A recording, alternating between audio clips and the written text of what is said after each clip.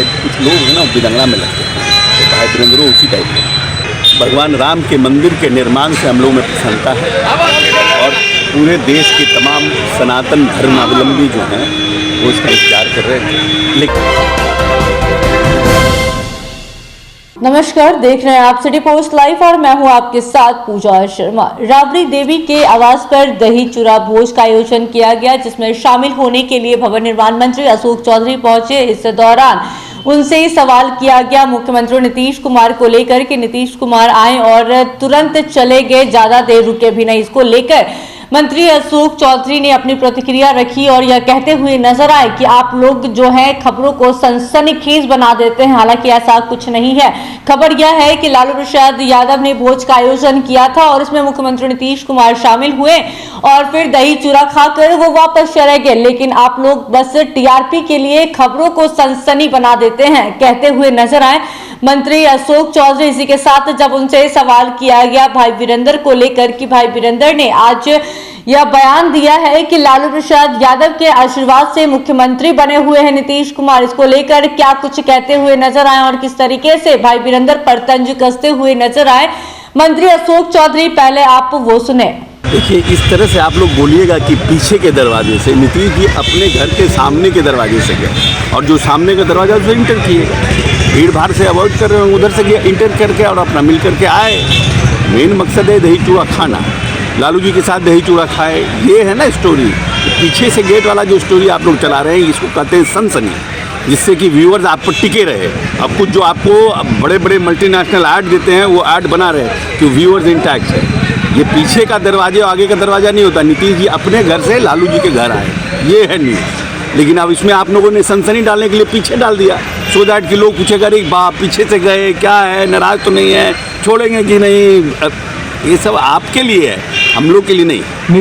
Seat बंटवारे को लेकर भी कहीं ना कहीं नीतीश कुमार जिन्होंने टाइम तय कर दिया था, बहुत पहले ही उन्होंने कहा था कि होना चाहिए, उसमें देरी हुई, उससे भी उनकी नाराज़गी है। नहीं, नाराज़गी जैसे कि हर एक व्यक्ति के चाहने से नहीं है, ये गठबंधन की पॉलिटिक्स है। हमारे नेता की इच्छा थी कि जितना जल्दी से जल्दी सीटों का बंटवारा होगा उतना जल्दी जल्दी हम फील्ड में उतर पाएंगे। ठीक है, लड़ना है और लड़ाई भी बहुत कमज़ोर लड़ाई नहीं है, अच्छी लड़ाई है, तो उसके लिए तैयारी भी अच्छी होनी चाहिए। जो आपका कैंडिडेट है उसको समय मिलना चाहिए। वो समय में देरी हो रही है। नहीं, देरी हो रही है लेकिन काम खराब नहीं हुआ है अभी भी हो जाए, जल्द तो हो जाएगा। बिल्कुल बिहार में तो हम लोग रोक ही देंगे। एक आखिरी सवाल है कि जो हिंदू धर्म को लेकर लगातार जो बयान आ रहे हैं विधायकों का, अभी भी फतेह बहादुर ने जिस तरह से बयान दिया, ये होना चाहिए क्या? नहीं, ये इस तरह के बयान से हम लोग का कोई पसंद नहीं। हम लोग एकदम भगवान राम के मंदिर के निर्माण से हम लोगों में प्रसन्नता है और पूरे देश के तमाम सनातन धर्मावलंबी जो हैं वो इसका इंतजार कर रहे थे। लेकिन साथ साथ प्रश्न ये भी है कि जो मुद्दों पर भारतीय जनता पार्टी आई थी, महंगाई और बेरोजगारी, क्या जिस दिन प्राण प्रतिष्ठा भगवान राम का होगा उस दिन इन दोनों इशू पर भी जो ज्वलंत इशू है, देश की बड़ी आबादी अभी भी गरीबी रेखा से नीचे है। बिहार के जातीय जनगणना हुआ, गणना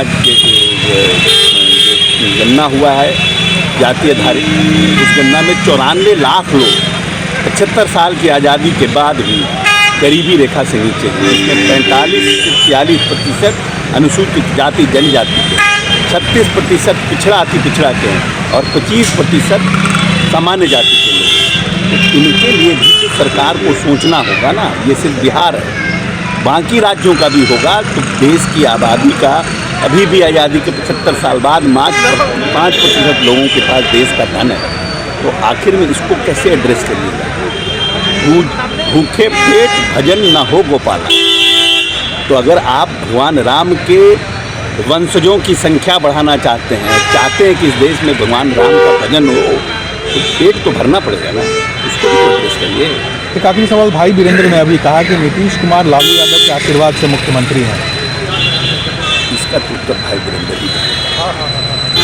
भाई कुछ लोग हैं ना बिदंगला में लगते हैं, तो भाई वीरेंद्र उसी टाइप के।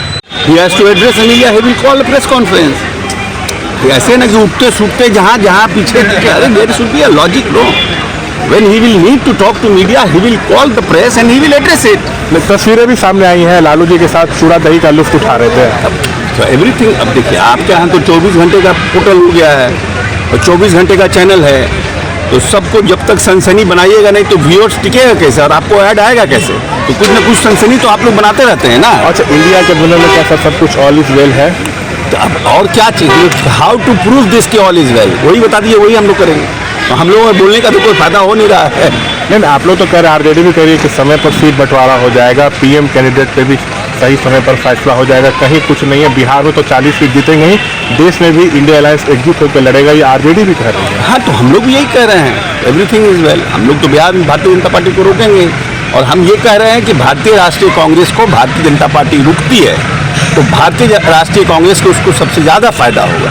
तो इस देश में त्याग भी भारतीय राष्ट्रीय कांग्रेस को ही ज़्यादा करना पड़ेगा। मतलब जेडीयू ज़्यादा सीटों तो बिहार में चाहती है ना? ये हम कहाँ कह रहे हैं, हम तो देश की बात कर रहे हैं। अच्छा सर, उधर नीतीश जी संयोजक के पद को ठुकरा दिए तो कई तरह के कयास लग रहे थे। नहीं, हम तो उस मीटिंग में नहीं है ना, तो how can I say about this? ये तो उचित जवाब नीतीश जी खुद देंगे या उस मीटिंग में उनके साथ जो लोग थे वो देंगे। एक आखिरी सवाल, मायावती को इंडिया गठबंधन में लाने की कोशिश चल रही थी, लेकिन अभी उन्होंने स्टेटमेंट दिया कि हम अकेले चुनाव लड़ेंगे। हमको जानकारी नहीं, हम लोगों को इसकी जानकारी नहीं। भाई वीरेंद्र को लेकर कहते हुए नजर आए मंत्री अशोक चौधरी कि कुछ लोग वीरांगना में रहते हैं, तो वैसे ही आरजेडी विधायक भाई वीरेंद्र भी वीरांगना में रहते हैं, तो इस तरह का बयान वो देते रहते हैं। इसी के साथ जब उनसे सवाल किया गया आरजेडी विधायक फतेह बहादुर को लेकर कि फतेह बहादुर लगातार राम मंदिर को लेकर विवादित बयान देते हुए नजर आते हैं, तो इस पर कहते हुए नजर आए मंत्री अशोक चौधरी कि उन्हें इस तरह का बयान नहीं देना चाहिए। सीट शेयरिंग को लेकर भी अपनी प्रतिक्रिया रखते हुए नजर आए और कहते हुए नजर आए कि निश्चित तौर पर सीट शेयरिंग में देरी तो हुई है। इसी के साथ क्या कुछ कहते हुए नजर आ रहे थे मंत्री अशोक चौधरी, सुना आपने। तो फिलहाल इस खबर में बस इतना ही। तमाम जानकारी के लिए बने रहे सिटी पोस्ट लाइव के साथ। इस वीडियो को लाइक करें, शेयर करें और चैनल को सब्सक्राइब करना ना भूलें। धन्यवाद।